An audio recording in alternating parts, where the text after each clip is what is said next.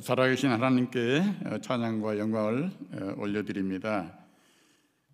또한 사랑하는 우리 박상대 목사님, 참 아무나 상대할 수 없는 박상대 목사님, 또 교회 모든 리더들 그리고 성도들, 오늘 특별히 선교주일 귀한 시간에 부족한 저에게 시간을 허락해 주신 것 감사드립니다.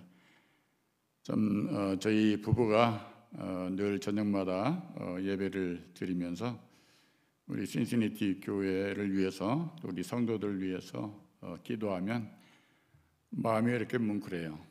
너무 참 하나님의 은혜에 감사하고 참 하나님께서 귀한 교회를 주님 이끌어 주시는 것을 생각할 때 참 그 말을 어떻게 다 표현할 수 없는 것입니다.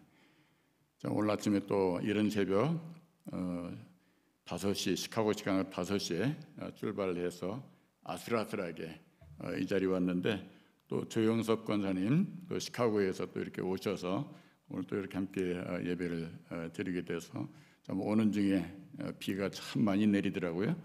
그래서 성령의 비가 이미 다 우리들에게 흠뻑 적셔주지 않았나 이렇게 생각하면서 감사합니다. 우리가 순간순간 사는 것이 기적이 아닐 수가 없습니다. 우리들은 늘 기적 가운데 살고 있는 것입니다. 모든 것이 기적이죠. 우리 모두가 이 자리에 나와서 하나님께 예배 드린다고 하는 이 자체도 기적이고요. 여러분 우리의 만남도 우연이 아니고 하나님의 기적이라고 하는 사실을 믿으시기를 바랍니다. 우리 특별히 한국인들이 우리 한국인이 계시지만 한국인들이 한국에서 살지 않고 이 미국에 와서 또 미국에서도 오하이주에 또 오하이주에서도 이 신시내티에 또 신시내티에서도 신시내티 한인 장로교에 함께 모여서 참 전지전능하신 하나님, 살아계신 하나님, 우리의 소망이신 하나님을 함께 예배할 수 있다고 하는 사실, 여러분 이것은 기적이 아닐 수가 없는 것입니다. 참 70억 명 인구 가운데에서 우리에게 만났다고 하는 것은 이건 놀랍지 않습니까? 너무 참 놀라운 기적이요 은혜입니다. 그렇습니다. 우리가 살아있다고 하는 것 자체가 기적입니다. 또한 우리가 더불어 사는 것도 기적이죠. 더구나 이 코로나 사태 팬데믹으로 말미암아 참 질병의 어려움 가운데 또 경제적인 어려움 가운데 참 모든 사회의 그런 재난과 참 문제 가운데서도 참 하나님께서 이렇게 우리를 지켜주시고 우리가 하나님의 은혜 안에서 존재할 수 있다고 하는 것, 이것이 기적이라는 사실을 여러분 믿으시기를 바랍니다. 그러므로 하나님을 믿는다고 하는 것은 우리가 날마다 하나님의 기적을 경험하며 사는 것입니다. 그러므로 사랑하는 성도 여러분, 믿음으로 사시기를 주님의 이름으로 축원합니다. 믿음으로 살면 반드시 좋은 일이 일어납니다. 기적이 일어납니다. 여러분 손 하트 하시죠? 한번 주위에 계신 분들하고 믿음으로 사세요. 반드시 좋은 일이 일어납니다. 한번 인사하시죠? 네. 믿음으로 사세요. 반드시 좋은 일이 일어납니다. 저희 부부는 팬데믹으로 말미암아 작년 3월 이후로 모든 사역에 많은 제약을 당하고 있습니다. 좀 모임을 이렇게 원활하게 하지 못하고 또 아이들 이렇게 마음대로 또 만나기도 참 어려운 상황에 양식을 공급하는 사역 거기에 치중을 해오다가 그것마저도 어려운 그런 형편이라서 금년 여름철 되기 전에 건강을 좀 우리가 보살펴야 될 필요가 있어서 한국에 잠시 나가서 치료를 하는 과정을 겪었습니다. 과테말라에 부족이 23개의 부족이 있습니다. 그 부족 가운데 마야족이 가장 큰 부족인데 또 마야 언어가 가장 많은 사람들이 사용하는 그런 언어입니다. 저희들이 사역하는 것은 지난번에 말씀드린 것처럼 마야족, 마야 인디오 청소년들 교육의 핵심을 두고 있습니다. 다른 사역들도 여러 가지 함께 하면서 특별히 이제 마야 인디오 청소년 교육을 해오면서 그들에게 한 가지 문제를 발견하게 됐습니다. 그들에게 가장 큰 문제가 무엇인가라고 하는 것입니다.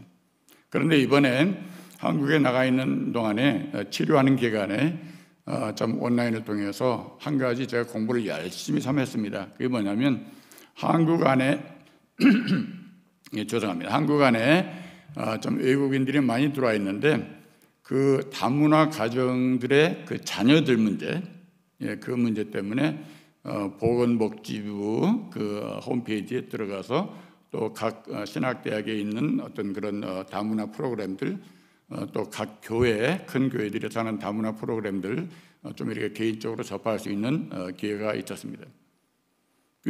다문화 가정들이 청소년 문제를 이렇게 접하면서 동일한 문제가 거기도 있다는 것입니다.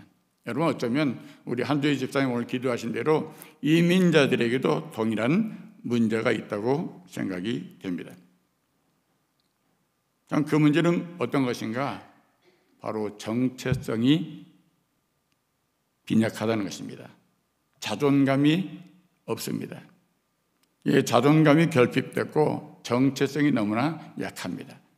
그래서 저희들이 참 그 선교사역 가운데 핵심을 두고 있는 것이 바로 성경적인 자기 정체성을 확립하는 것, 아이들에게 자기 정체성이 분명해지는 것, 거기에 대해서 노력을 해왔어요. 그런데 한국의 다문화 가정의 그 청소년들도 마찬가지예요. 그래서 저희들이 좀 한국에 있는 다문화 가정들의 그 청소년들, 자녀들 위해서 기도를 시작했습니다. 좀 이와 같은 자기 정체성의 문제는 현대 신앙생활을 한다고 하는 우리들에게도 동일한 문제가 아닌가 이렇게 생각이 됩니다. 자, 과연 나는 누구인가? 한번 파워포인트 좀 넘겨주시죠. 아니, 처음에 그림 나온 게 있는데, 좀 이게 좀 우리가 커뮤니케이션이 잘못된 것 같아요. 성경 번역도 지금 이제 좀 번역본이 좀 제가 본 거하고 틀리고, 아무튼 하나님의 은혜 가운데 함께 말씀을 나눌 수 있기를 바랍니다. 자, 나는 과연 누구인가라고 하는 거죠. 나는 누구인가? 나는 어디로부터 온 것인가? 나는 무엇 때문에 살고 있는가? 내가 사는 목적이 무엇인가? 나의 결국은 어디를 향해서 가고 있는가? 이러한 참 질문들에 대한 정확한 이해가 없으면, 자기 확신이 없으면 여러분 삶이 어떻게 될 것 같아요? 자존감이 낮고요, 자기 정체성이 확실하지 않을 때 어떻게 될까요? 사람은 방황하게 됩니다. 불안해하고요, 절망해하고요, 좌절하고 두려워하게 됩니다. 아침 저녁 감정의 업앤다운 따라서 거기에 삶이 사로잡힙니다. 세상의 흐름에 휩싸이게 되는 것입니다. 자기 정체성, 이건 과연 무엇인가? 자기 정체성. 자기 정체성이라고 하는 것은 내가 존재하는 목적이 무엇이냐? 자기 존재의 본질을 뜻합니다. 다시 말하면 자기 존재의 핵심 가치를 뜻하는 것입니다. 나의 존재의 본질, 내가 존재하는 목적, 참 내가 세상을 살아가는 핵심 가치를 바로 아는 것은 여러분 남녀노소 누구를 불문하고 너무너무나 중요한 것입니다. 여러분, 그렇다면 여러분의 자기 정체성은 무엇이라고 확실하게 말할 수 있겠습니까? 나는 뭐뭐이다. 나는 무엇이다. 나는 가수다. 요즘 한국에 뭐 그런 적이 많이 있더라고요. 나는 가수다. 나는 왕이다. 나는 부자다. 나는 고원종이다. 여러분, 고원종이라고 하는 이 본질 자체는 결국엔 외롭고 두려움 가운데 휩싸일 밖에 없잖아요. 그러나 고원종은 하나님의 자녀다. 임마누엘, 나와 영원토록 함께 하시는 하나님, 그분으로 인해 나는 외롭지 않다, 나는 두렵지 않다는 것입니다. 여러분, 나는 하나님의 자녀다라고 하는 확실한 믿음을 가지고 살면 어떤 상황이 있어도 흔들리지 않게 됩니다. 나는 하나님의 자녀입니다 라고 하는 분명한 정체성을 가지고 살면 방황하지 않습니다. 세상에 어떤 일에도 결코 쫄지 않습니다. 실패에 좌절하지 않습니다. 죽음의 문 앞에서도 두렵지 않습니다. 좀 배웠다고, 좀 가진 것이 있다고, 좀 힘이 있다고 교만하지 않습니다. 그러므로 사랑하는 성도 여러분, 모든 것을 합력하여 선을 이루시는 하나님을 믿으면 반드시 좋은 일이 있다고 하는 것을 기대하셔도 됩니다. 이것은 성경에서 보장하고 있는 거죠. 성경의 약속을 믿으시기를 주님의 이름으로 축원합니다. 오늘 설교 본문은 우리는 하나님의 자녀입니다 라고 하는 제목이에요. 한번 따라 하시죠. 우리는 하나님의 자녀입니다. 우리는 하나님의 자녀입니다. 오늘 본문 요한일서 3장 1절로 10절 말씀을 통해서 말씀을 전할 때 성령님께서 귀를 열어주셔서 성령의 음성을 들으시고 깨달아지는 시간 되시기를 바랍니다. 그래서 말씀을 들으면서 신앙의 정체성이 확실해지고 자존감이 높아지는 은혜가 있으시기를 주님의 이름으로 축원합니다. 오늘 본문 1절 2절에 보면 우리가 어떻게 하나님의 자녀가 되었는가 말씀하고 있습니다. 1절에 보면 하나님 아버지께서 우리에게 베푸신 사랑이 얼마나 큰지 한번 생각해 보십시오. 그 큰 사랑으로 우리는 하나님의 자녀가 되었습니다. 오늘 본문은 사도 요한이 초대교회 공동체 성도들에게 보낸 서신이거든요. 사도 요한의 간증문이에요. 하나님의 사랑으로 말미암아 자녀가 되었다는 거예요. 그래서 하나님의 사랑을 한번 생각해 보세요. 하나님의 사랑이 얼마나 큰지 한번 생각해 보세요. 여러분 한번 하나님의 사랑을 곰곰이 한번 생각해 보시길 바랍니다. 저 아침에 눈을 뜨면 너무 감사한 거예요. 순간순간 기적이 아닐 수가 없는 거예요. 하나님의 사랑, 이 넘치는 사랑, 하나님의 은혜. 가슴이 뛰어요. 흥분이 돼요. 어찌할 바를 몰라요. 바로 사도 요한은 하나님의 사랑 안에서 신앙의 정체성을 우리에게 말씀해주고 있습니다. 그러나 세상이 우리를 몰라보는 것은 그들이 아버지를 알지 못하기 때문입니다. 2절에 사랑하는 여러분, 이제 우리는 하나님의 자녀입니다. 하나님의 자녀라는 사실입니다.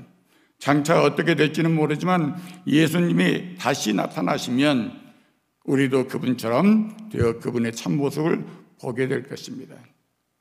여러분, 복음이란 무엇을 말합니까? 복음은 복된 소식이죠. 기쁘고 복된 소식. 자, 그렇다면 여러분에게 있어서 가장 복된 소식은 무엇일까요? 여러분들에게 있어서 가장 큰 기쁜 소식은 무엇이라고 생각하십니까? 여러분, 나러리가 맞는 거예요? 회사에서 승진하는 거예요? 또 아름다운 사람과 사랑하는 사람과 결혼하는 거예요? 병 나은 것? 복음 중에 복음, 그 이상이죠. 그 이상. 가장 큰 기쁨, 평생을 누릴 수 있는 기쁨과 행복, 그것은 바로 하나님께서 나를 사랑하신다고 하는 것입니다. 여러분, 세상에 이보다 더 큰 깊은 소식이 어디가 있겠습니까?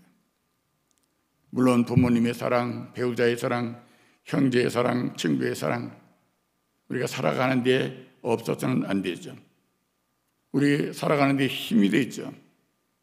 그러나 인간의 사랑이라고 하는 것은 언제든지 상황에 따라서 변할 수 있다고 하는 사실입니다.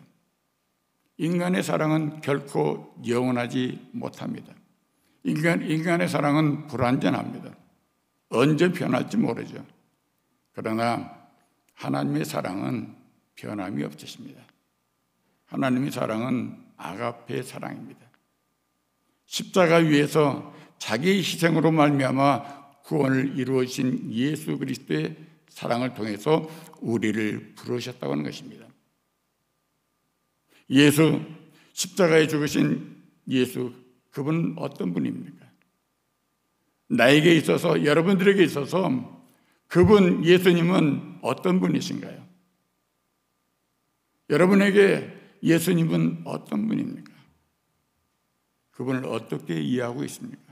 오늘 본문 5절에 보면 여러분도 알고 있는 대로 예수님은 죄를 없애려고 세상에 오셨으며 그랬죠. 우리는 아담과 하와의 죄로 원죄로 말미암아 원죄 DNA를 가지고 태어났어요. 나에게도 죄가 있어요. 나의 배우자에게도 죄가 있어요. 우리 자녀들에게도 죄가 있어요. 모든 사람들에게 죄가 있어요. 그 죄를 없애주기 위해서 예수님께서 이 세상에 오셔서 십자가에서 보혈을 흘리셨습니다. 그래서 그분에게는 죄가 전혀 없다고 말씀하고 있어요.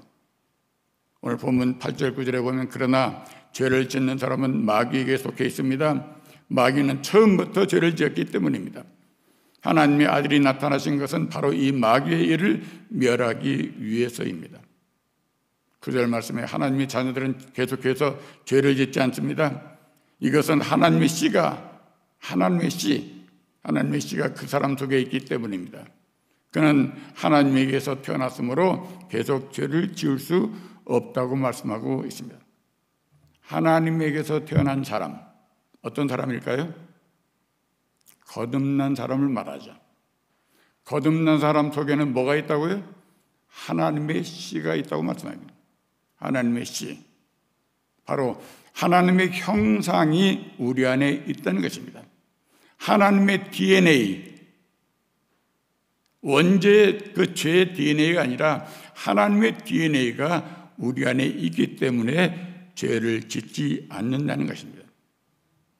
그래서 요한복음 15장 4절 5절에 보면 그러므로 우리를 죄 중에서 구원해 주시고 마귀에게 속한 우리를 구해 주신 예수님께서 말씀하십니다. 내 안에서 살아라. 나도 너희 안에 살겠다. 가지가 포도나무에 붙어 있지 않고서는 스스로 열매를 맺을 수 없듯이 너희도 내 안에 있지 않으면 열매를 맺지 못할 것이다.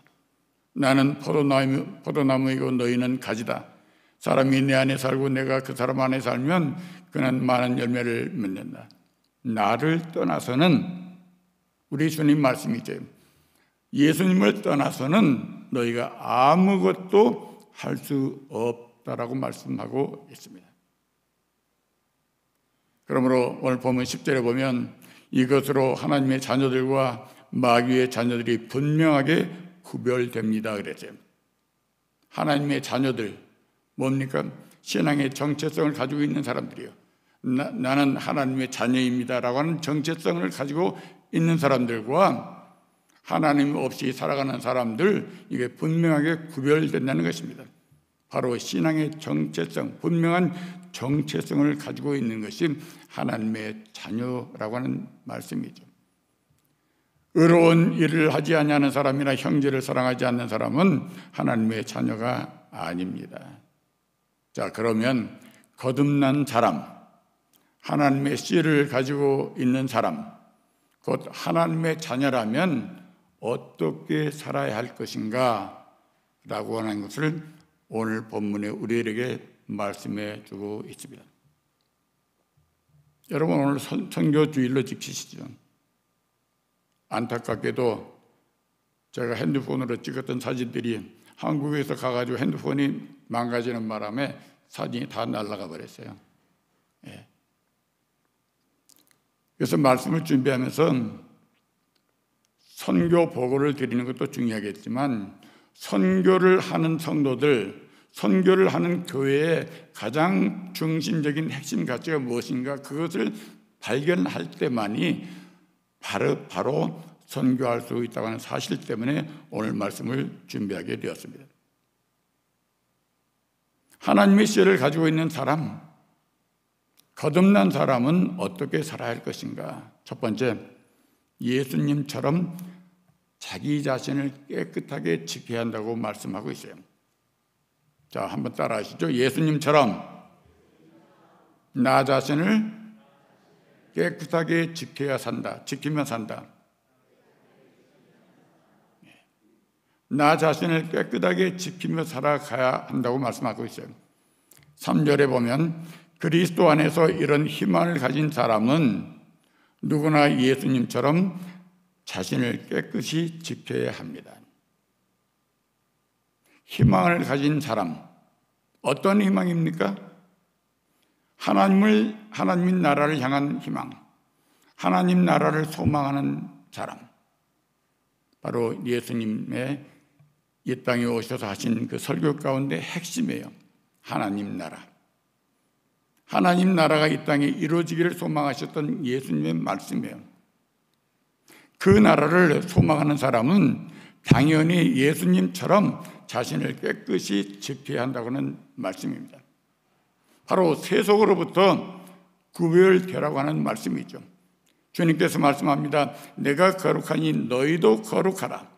그러므로 어떤 일을 하든지 간에 세상에서 어떤 일을 하든지 간에 하나님의 영광을 위해서 하고 어떤 일을 하든 어떤 사람을 대하든 거룩을 이루도록 깨끗하게 해야 한다고는 말씀입니다. 위선적으로 하거나 진실되지 않거나 성결하지 않으면 안 된다고 하는 말씀이에요. 하나님의 자녀로 부르심을 받았기 때문에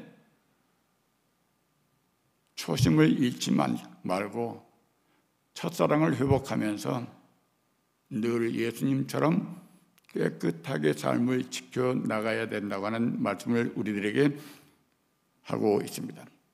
여러분, 성도가 거룩함을 잃을 때, 성도가 깨끗함을 지키지 못할 때, 교회가 거룩함을 상실했을 때 어떻습니까? 본질을 잃은 거잖아요. 정체성을 잃어버린 거죠. 존재의 핵심 가치를 망각한 거예요. 제가 목회를 시작하면서 시카고에서 참 초심을 잃지 않으려고 노력을 했습니다. 그럼에도 부족하죠. 그런데 오늘 말씀 참 제 말씀에 많이 찔립니다. 그래서 어느 주일날 참 위선이라고 하는 제목으로 설교를 준비하는데 너무 괴로웠어요. 너무나 괴로운 거예요. 내 속사람을 들여다보니까 너무나 더러운 것들이 가득해요. 세상에 욕심이 있죠. 너무나 위선적이죠. 거짓되죠. 미움과 시기, 원망과 질투 가득해요. 그래서 설교 준비를 하고 강단에서 말씀을 전하던 중에 입고 있던 가운을 벗어 던졌어요. 그리고 겉옷을 벗고 또 속옷까지 벗으려고 그랬는데 그러면 속이 보이지 않겠어요? 네. 여러분, 음식을 준비하는데 양파 많이 사용하시잖아요. 양파 껍질을 벗기죠. 그럼 좀 상한 부분이 있으면 또 벗기죠. 계속 벗길 수 있잖아요. 예, 벗기고 또 벗기고 벗기고 또 벗기고. 그럼 뭐가 나오죠? 눈물이 나와요. 예? 양파를 벗기면 뭐가 보입니까? 속이 보여요. 나를 깨끗하게 지킨다고 하는 것은 나의 더러운 속사람을 주님 앞에 내어놓고 끊임없이 나는 하나님의 자녀입니다라고 하는 정체성을 회복하며 사는 것을 뜻합니다. 마찬가지로 인간관계에서 깨끗하지 않으면 신뢰관계를 형성할 수 없어요. 유지할 수가 없어요. 부부간에도 마찬가지입니다. 순수해야 됩니다. 성결해야 됩니다. 친구간에도 그래요. 사업에도 마찬가지죠. 교회 공동체도 마찬가지예요. 깨끗함, 순결, 정직, 이것은 바로 사회의 모든 관계의 기초인 것입니다. 하나님과의 관계도 마찬가지입니다. 사람과 사람과의 관계가 그렇습니다. 목사와 성도의 관계, 성도와 성도와의 관계, 또 믿는 자와 불신자와의 관계, 참 위선의 옷을 벗어 던지고 진실되게 해야 됩니다. 사랑하는 성도 여러분, 하나님 앞에서나 참 사람을 대하는데도 깨끗하고 순수하게 대하면서 정직하고 진실되시기를 주님의 이름으로 축원합니다. 자, 두 번째, 참 하나님의 자녀라고 하는 정체성을 가지면 예수님처럼 의롭게 살아야 한다고 말씀하고 있어요. 오늘 본문 7절에 보면 자녀들이여 여러분은 아무에게도 속지 마십시오. 미혹되지 말라는 것입니다. 세상은 속이잖아요. 속지 말라는 거예요. 의로운 일을 하는 사람은 예수님처럼 의로운 사람입니다. 사람 세상적인 방법으로 살아야 된다고 말하지 않습니까? 가끔 필요하면 위선도 해야 되고 가끔 필요하면 거짓도 해야 된다고 말해요. 괜찮다는 거예요. 유혹합니다. 그래서 성경은 미혹되거나 속지 말라고 말씀하고 있어요. 여기서 의롭다고 하는 것은 바른 관계를 뜻합니다. 여러분, 오늘 말씀은 의로운 일을 하는 사람은 예수님처럼 의로운 사람이라고 말씀하고 있죠. 여러분, 우리가 의인이기 때문에 의를 행할 수 있습니까? 아니에요. 의로운 일을 함으로 우리 안에 예수님의 의로움이 있음을 확신하는 사람이 바로 우리예요. 여러분, 내가 선하기 때문에 선한 일을 합니까? 결코 아니에요. 선한 일을 하기 때문에 예수님의 선하신 그 성품이 내 안에 있다고 하는 것을 깨닫게 되는 것이 바로 저와 여러분이라고 하는 사실입니다. 믿으십니까? 여러분, 우리가 죄를 범하기 때문에 죄인입니까? 아니에요. 죄인이기 때문에 원천적으로 근본적으로 우리는 죄인이기 때문에 죄를 범하게 되어 있는 것입니다. 그러므로 죄를 회개하고 주님 앞에 나오면 주님께서 우리를 품어주시고 하나님의 자녀의 좀 긍휼의 옷을 입혀주셔서 이 세상에 좀 복을 누리며 살아가게 되는 것입니다. 여러분, 우리는 원래 죄의 DNA를 가지고 있기 때문에 하나가 될 수 없는 존재예요. 그렇기 때문에 좀 우리가 하나님의 자녀라고 하는 분명한 정체성을 가지고 살지 않으면 우리에게는 소망이 없습니다. 교회도 마찬가지입니다. 우리 각각 한 사람 한 사람이 나는 하나님의 자녀입니다. 당신은 하나님의 자녀입니다. 우리 모두가 하나님의 자녀라고 하는 그 정체성을 가지고 교회를 섬길 때 우리는 주 예수 그리스도 안에서 그때 하나가 되게 될 줄로 믿습니다. 주 예수 그리스도 안에서 우리는 하나가 될 수 있는 것이지 한 사람 한 사람 갖다 모아놓으면 오합지졸이에요. 갈등밖에 없죠. 여러분, 우리가 하나님의 자녀라고 하는 그런 신앙의 정체성이 바로 서지 않고는 여러분, 우리가 세상에 나가서 어떻게 전도할 수 있겠습니까? 우리가 어떻게 선교할 수 있겠습니까? 분명한 신앙의 정체성, 우리는 하나님의 자녀입니다. 신시내티 한 장로교회는 하나님의 교회입니다. 이 고백이 우리에겐 분명히 필요한 것입니다. 여러분, 우리가 성경을 읽을 때, 말씀을 들을 때 여러분 어떤 마음으로 성경을 읽고 설교 말씀에 대합니까? 나는 의로운 사람이다 라고 하는 마음으로, 나는 선한 사람이다 라고 하는 마음으로 여러분 성경을 봅니까? 말씀을 듣습니까? 여러분, 그런 태도라면 그게 잘못된 거죠. 여러분, 성경은 뭐라고 선포하고 있습니까?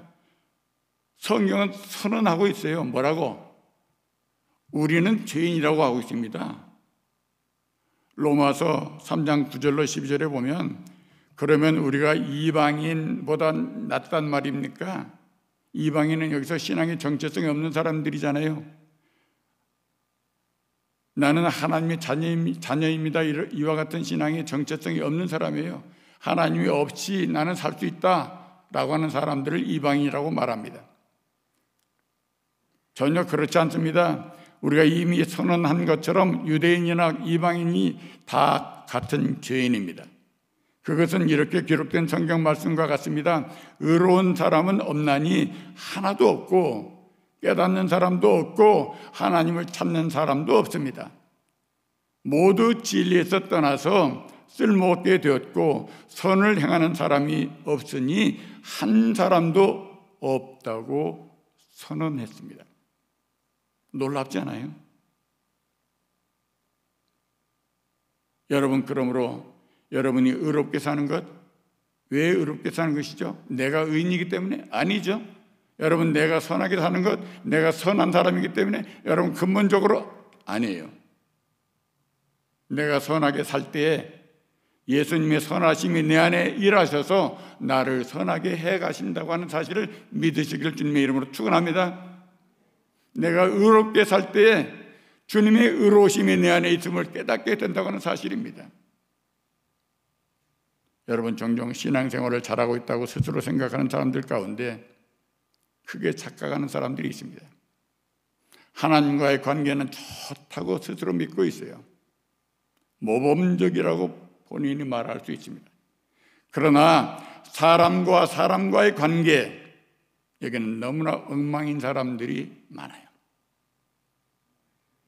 여러분, 이건 정상적이지 않잖아요. 하나님과의 관계는 좋다고 하는데 사람과 사람 사이의 관계는 엉망이라면 여러분, 이게 크게 잘못된 거예요. 하나님께서 이와 같은 신앙의 정체성을 기뻐하시겠습니까? 이와 같은 신앙의 모습을 기뻐하시겠습니까? 아니죠. 하나님과의 관계가 좋다면 당연히 이웃과의 관계도 좋아야만 되는 것입니다. 이웃과의 관계가 먼저냐, 하나님과의 관계가 먼저냐? 하나님과의 관계가 먼저이죠. 왜? 우선순위가 있어야 되니까.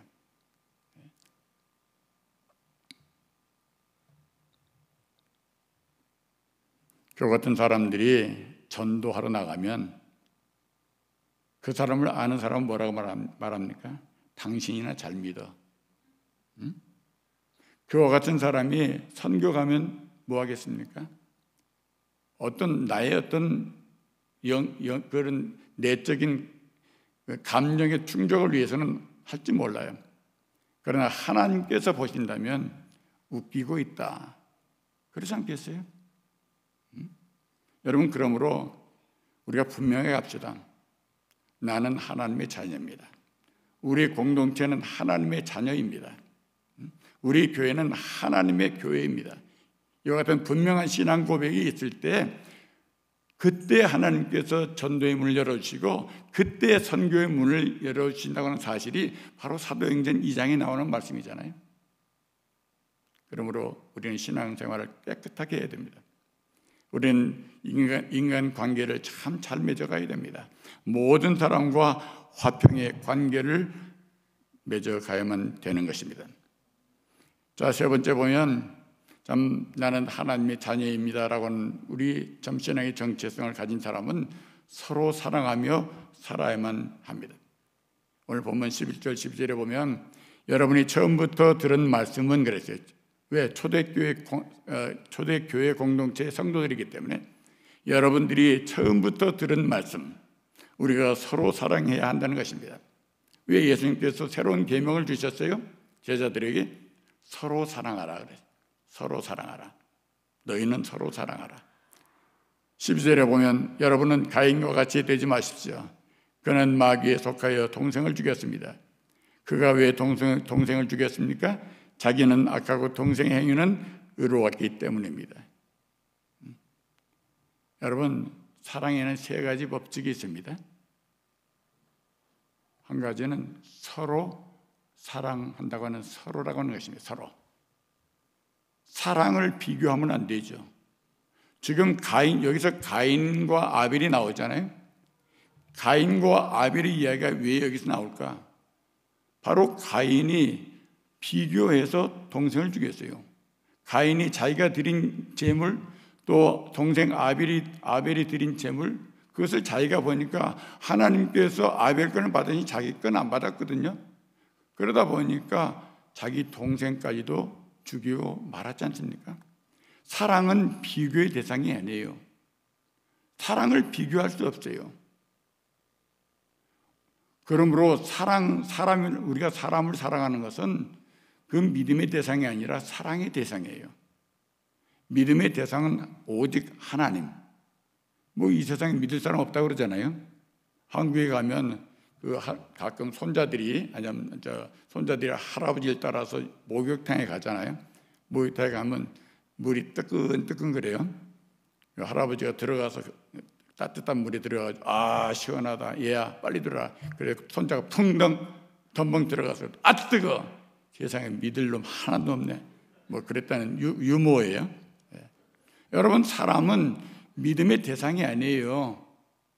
믿어주는 거지. 제가 아내를 믿어주는 거예요.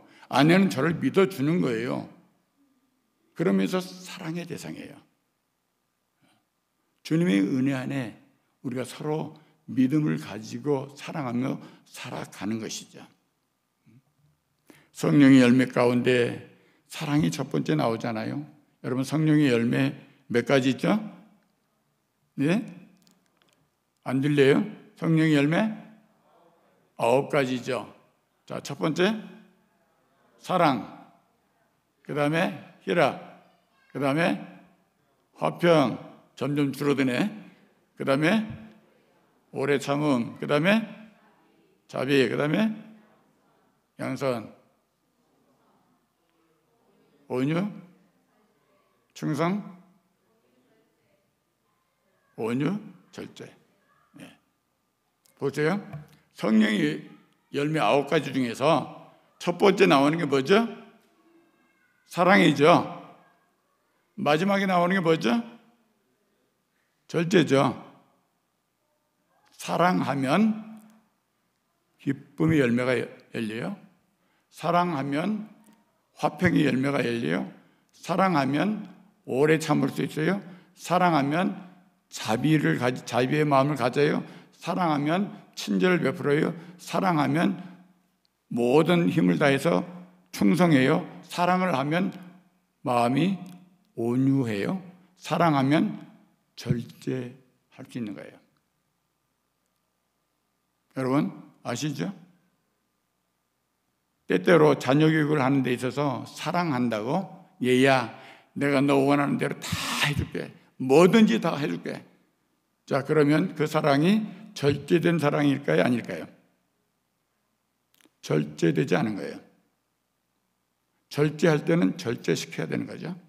왜? 그래야지만 그 아이가 건강하게 앞으로 살아갈 수 있게 되는 것입니다. 여러분, 고린도전서 13장에 보면 사랑은 무례하게 해서는 안 된다고 말씀하고 있어요.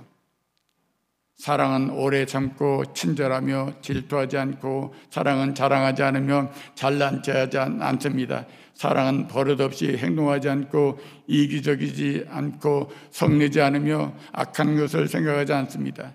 사랑은 불의를 기뻐하지 않고 진리와 함께 기뻐합니다. 사랑은 모든 것을 참고 모든 것을 믿으며 모든 것을 바라고 모든 것을 견딘다고 말씀하고 있습니다. 그러므로 주님께서 저와 여러분을 사랑하신 것처럼 우리도 서로 사랑해야만 합니다. 서로 섬겨야 됩니다. 서로 복종해야 됩니다. 이것이 바로 우리 예수님께서 우리들에게 주신 명령이기 때문입니다. 자, 사랑의 3가지 법칙이 있다고 그랬죠. 서로 사랑해야 된다는 것. 두 번째는 희생을 다해서 사랑해야 됩니다. 오늘 요한일서 3장 14절로 17절에 보면 이렇게 되어 있습니다. 우리는 형제를 사랑하기 때문에 죽음에서 벗어나서 이미 영원한 생명을 소유하고 있다는 것을 압니다.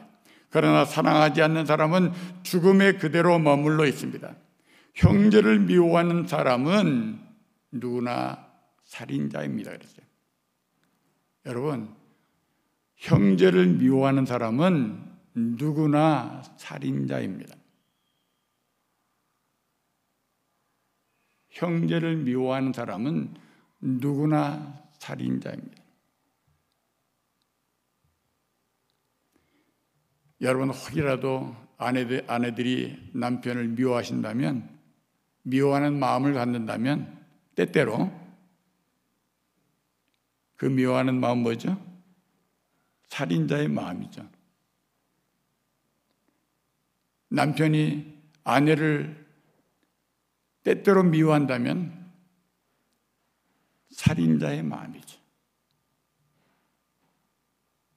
형제를 미워하는 사람, 누구나 언어 폭력을 쓰면 나는 별 아무것도 아닌 것처럼 말을 했을지 모르지만 언어 폭력을 하면 상대에게는 그 빗으로 꽂히죠.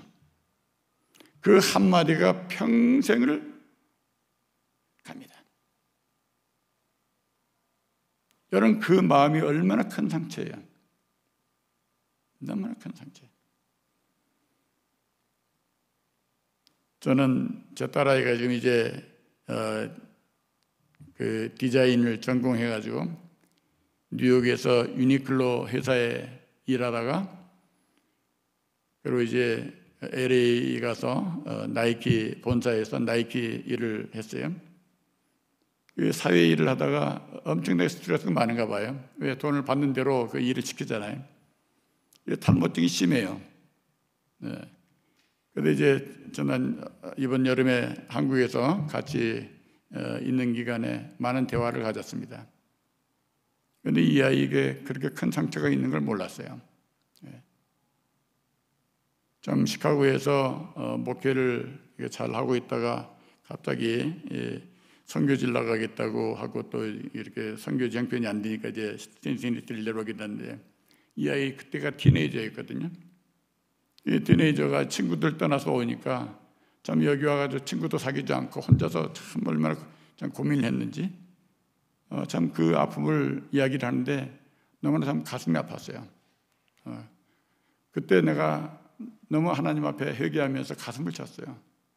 아, 나는 전도하고 교회 사역을 한다고 그랬는데, 선교한다고 그랬는데, 참 하나님께서 나를 통해서 주신 생명에게 참 큰 상처가 되었구나. 그래서 하나님 앞에 회개하고 하나님의 공률하심을 참 다시 한번 구하는 그런 시간을 가졌습니다. 여러분, 그렇습니다. 말 한마디 참 우리 처신 한 그 모습들을 보면서 우리 자녀들이 많은 상처를 받죠. 아내도 마찬가지요. 또 남편은 또 아내 한마디로 상처를 받고요. 많은 상처를 받아요. 그렇기 때문에 우리가 서로 사랑한다고 하는 것은 말 한마디부터, 말부터, 언어부터 시작되는 거예요. 언어부터. 말을 곱게 해야 되고요. 상냥하게 해야 되고 친절하게 해야 되고요. 참 격려하는 말, 축복하는 말, 고맙다는 말, 사랑한다는 말. 여러분, 그러므로 우리가 참 하나님의 자녀된 자로서 먼저 언어 생활에 우리가 바른 그런 생활의 자세를 가질 수 있기를 바랍니다. 15절에 말씀합니다. 형제를 미워하는 사람은 누구나 살인자입니다. 살인자에게 영원한 생명이 없다는 것은 여러분도 잘 알고 있습니다. 16절입니다. 예수님이 우리를 위해 스스로 목숨을 버리신 일로 우리는 사랑이 무엇인가를 알게 되었습니다. 그러므로 우리도 형제를 위해 목숨을 버리는 것이 마땅합니다. 형제를 위해서 목숨까지라도 희생하는 그와 같은 사랑을 하는 것이 마땅하다고 했습니다. 해도 되고 안 해도 되고 그것이 아니라 마땅하다는 거예요. 마땅하다. 여러분, 예수님의 12제자 중에서 사랑을 가장 많이 이야기했던 제자가 누구죠? 사도 요한이에요. 사도 요한. 그래서 사랑의 사도예요. 사랑의 사도. 사랑의 사도 요한은 목숨을 희생하듯이 형제를 사랑하라고 한 것입니다. 이것이 마땅하다는 것입니다. 자, 마지막으로 좀 전인격적으로 사랑해야 합니다. 요한일서 3장 18절 19절에 보면 자녀들이여 우리는 말로만 사랑하지 말고 행동으로 진실하게 사랑합시다. 그러면 우리가 진리에 속한 것을 알게 되고 하나님 앞에서도 마음을 편안하게 가질 수 있을 것입니다. 말로만 하지 말라는 거예요. 행동으로 하는 것이요. 진실되게 하라는 거예요. 위선적으로 하지 말라는 거죠. 그래서 요한복음 13장 34절 35절에 보면 이제 내가 새로운 계명을 너희에게 준다. 서로 사랑하여라. 내가 너희를 사랑한 것처럼 너희도 서로 사랑하여라. 너희가 서로 사랑하면, 목숨을 주듯이 참 희생하듯이 사랑하면, 전인격적으로 사랑하면 모든 사람들이 그것을 보고 너희가 내 제자라고 하는 사실을 알게 될 것이라고 우리 예수님 말씀하셨습니다. 여러분, 세상 사람들이 나를 보고 하나님의 자녀답다. 여러분 한 분 한 분을 보고 정말로 하나님의 자녀답다 라고 하는 그와 같은 말을 듣는 저와 여러분 모두가 되시기를 주님의 이름으로 축원합니다. 하나님의 자녀라고 하는 신앙의 정체성을 분명히 우리가 가지고 있다면, 여러분, 우리가 세상에서 구할 것, 먹을 것, 마실 것, 입을 것, 이것은 이미 하나님께서 다 알고 계신다고 말씀하고 있어요. 마태복음 6장 31절 33절에 보면 그러므로 너희는 무엇을 먹을까, 무엇을 마실까, 무엇을 입을까 걱정하지 말아라. 이런 것들은 모두 믿지 않는 사람들이 애써 구하는 것이다. 하늘에 계신 너희 아버지께서는 이 모든 것이 너희에게 있어야 할 것을 다 알고 계신다. 너희는 먼저 하나님의 나라와 하나님의 의를 구하라. 그러면 이 모든 것을 너희에게 덤으로 주실 것이라 라고 말씀하고 있습니다. 여러분, 이제 말씀을 맺겠습니다. 여러분, 우리는 누구의 자녀입니까? 크게 한번 따라 하십시다. 우리는 하나님의 자녀입니다. 우리는 하나님의 자녀입니다. 나는 하나님의 자녀다. 너는 하나님의 자녀다. 당신도 하나님의 자녀입니다. 여러분, 그렇습니다. 이것이 우리의 정체성입니다. 오직 예수만이 우리 인생의 모든 문제의 해답이시기 때문입니다. 하나님께 소망이 있습니다. 이 세상에 소망이 있는 것이 아니라 하나님께 소망이 있어요. 하나님께 길이 있습니다. 예수님께 답이 있습니다. 우리 주님은 우리의 선한 목자 되십니다. 우리가 영원토록 동행하시기 때문입니다. 이 정체성을 우리가 품게 되면 자존감이 높아집니다. 삶의 우선순위를 깨닫게 됩니다. 그러면 살아가면서 먹을 것, 마실 것, 입을 것, 의식주를 위해서 그것들을 먼저 구하는 것보다도 삶의 우선순위를 발견하게 됩니다. 정말 삶의 그 존재 가치, 나의 그 인생의 핵심 가치를 발견하고 거기에 헌신하게 되는 것입니다.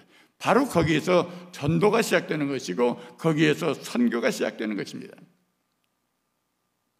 여러분, 우리가 전도나 선교, 구제나 봉사, 이것이 교회의 프로그램으로 그친다면 여러분, 교회는 교회로서 본분을 잃어버린 것이에요. 성도는 성도로서 핵심 가치를 잃어버리게 되는 것입니다. 그러므로 어떤 상황에서도 하나님의 자녀다운 정체성을 가지고 정말 예수님처럼 깨끗하게 생활하시고 예수님처럼 선하고 의롭게 사시고 하나님으로부터 받은 사랑을 참 이웃에게 실천하며 사시는 저와 여러분 되시기를 주님의 이름으로 축원합니다. 그러면 반드시 여러분들에게, 여러분 자녀들에게, 여러분의 가정에 또 이 교회에 좋은 일들이 있게 될 줄로 믿습니다. 하나님은 사랑이시기 때문입니다. 하나님은 신실하시기 때문입니다.